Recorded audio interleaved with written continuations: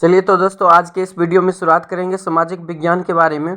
10 subjective important question दिया जो बार बार exam में पूछे जाते हैं और इसमें पक्का है आपका 50 नंबर निश्चित रूप से आपका आ ही जाएगा। तो महत्वपूर्ण क्वेश्चन है ये आपका, इसमें से 50% आपका टकराएगा ही। इसमें आप निश्चित रूप से 3 से 4 प्रश्न बना पाएंगे। चलिए पहला क्वेश्चन है हमारा यहाँ पर, खूनी रविवार क्या है। खूनी रविवार क्या है? 1905 ईस्वी में रूस और जापान में युद्ध हुआ जिसमें रूस बुरी तरह से पराजय हुई। इस पराजय से रूस का आर्थिक हालत खराब हो गया और रूस में क्रांति हो गई। 1905 ईस्वी में क्या हुआ? रूस और जापान के बीच युद्ध हुआ जिसमें रूस बुरी तरह से पराजय हो गई। इस पराजय से रूस का आर्थिक हालत खराब हो गया और रूस में क्रांति हो गई। लोगों के पास खाने के लिए कुछ नहीं था।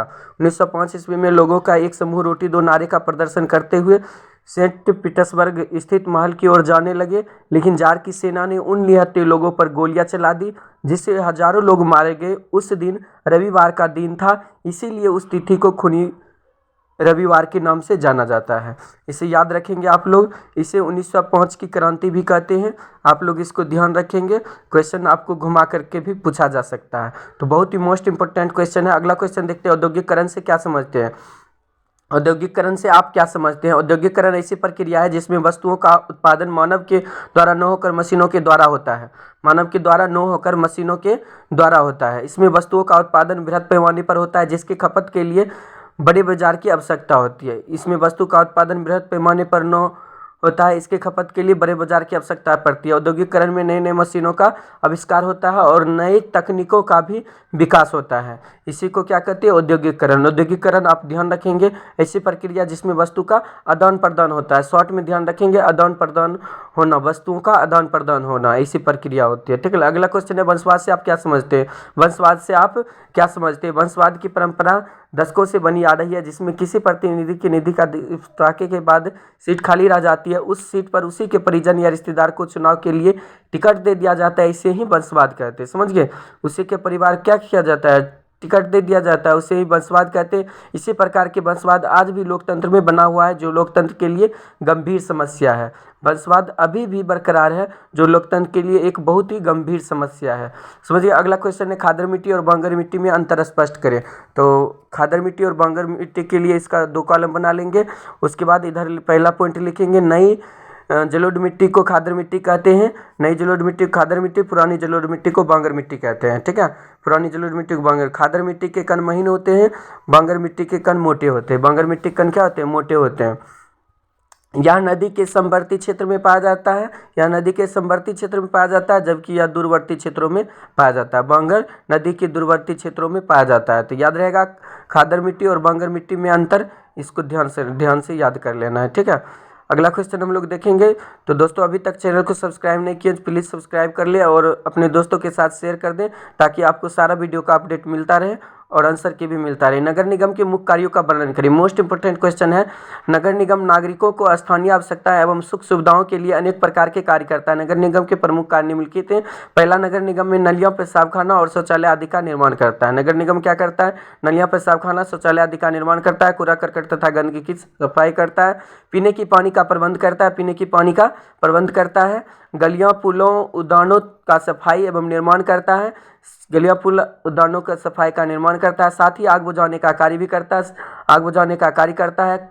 कल्याण केंद्रों जैसे मृत केंद्र, शिशु केंद्र, वृद्धाश्रम केंद्र की स्थापना और देखभाल का कार्य करता है। ठीक है, अगला है, 7वां, जन्म मृत्यु का पंजीकरण करता है। नगर निगम के ये सभी कार्य महत्वपूर्ण है, आपको याद रखना है ताकि आपके ऑब्जेक्टिव क्वेश्चन भी इससे सॉल्व हो जाए।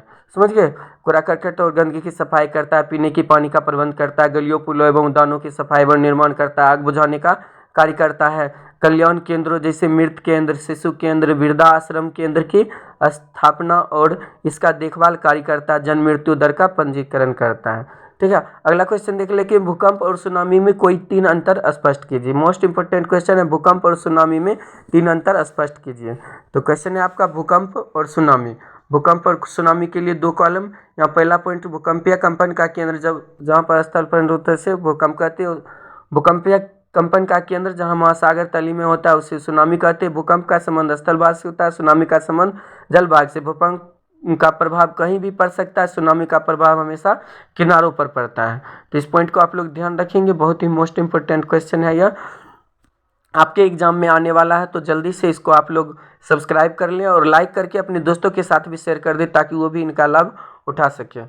तो दोस्तों मैं बता दूं, क्लास 10 और 12 के लिए आवासीय फ्री की गई है हमारी संस्था JMS कोच 2018, जो कि पर्री में अवस्थित है।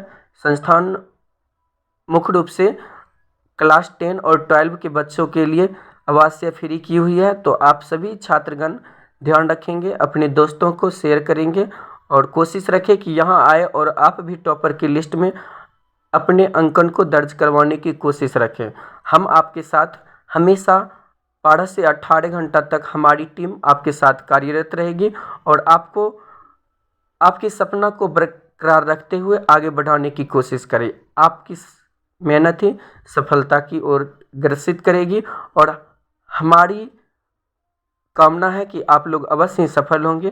तो एक बार जरूर जुड़िए JMS प्रयास कोचिंग से, और इसके लिए संपर्क सूत्र याद रखेंगे 75 41 84 32 75। तो क्वेश्चन है प्राथमिक क्षेत्र, द्वितीय क्षेत्र और तृतीय क्षेत्र क्या है।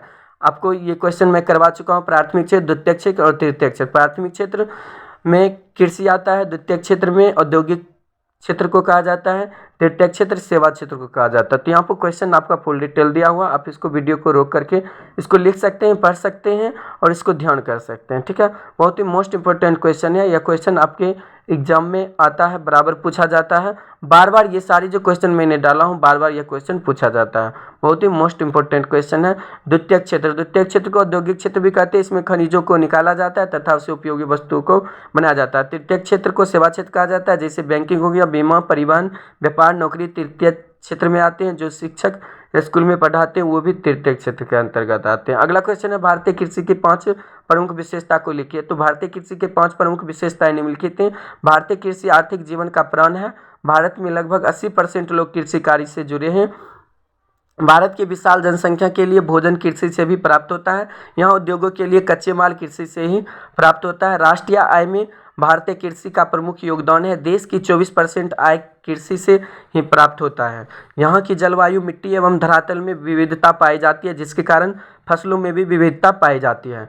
तो ध्यान रखेंगे दोस्तों, भारतीय कृषि की प्रमुख विशेषताएं। ये तो यूं ही आप ऐसे भी क्वेश्चन को बना सकते हैं अंदाज से भी कि हमारी भारत की कृषि की क्या क्या विशेषता हो सकती है। तो यहाँ मैंने 5 पॉइंट में इसको मुख्य रूप से प्रतिबद्ध किया, आप इसे याद रखेंगे। अगला question most important question, last question है, दांडी यात्रा का क्या उद्देश्य था। दांडी यात्रा का उद्देश्य समुद्र तट पर पहुंचकर समुद्र के पानी से नमक बनाकर नमक कानून का उल्लंघन कर सरकार को बताना था कि नमक पर कर बढ़ाना अनुचित फैसला है। साथ ही यह सरकार के खिलाफ सविनय अवज्ञा आंदोलन की शुरुआत का संकेत भी देना था। तो याद रखेंगे दांडी, और जल्दी से इसे सब्सक्राइब कर अपने दोस्तों के साथ इसे शेयर करें ताकि वो भी आगे की तैयारी के लिए हमारी संस्था को ज्वाइन कर अपने सपना को पूरा करने में समर्थ हो सके। तो दोस्तों भूले नहीं, याद रखेंगे और इस नंबर से संपर्क कर अवश्य ज्वाइन कर अपने सपनों को पूरा करें और टॉपर लिस्ट में आने के लिए ज़रूर एक कदम उठाएं JMS की ओर। Thanks for watching the video, subscribe, thank you, Jai Hind, जय भारत।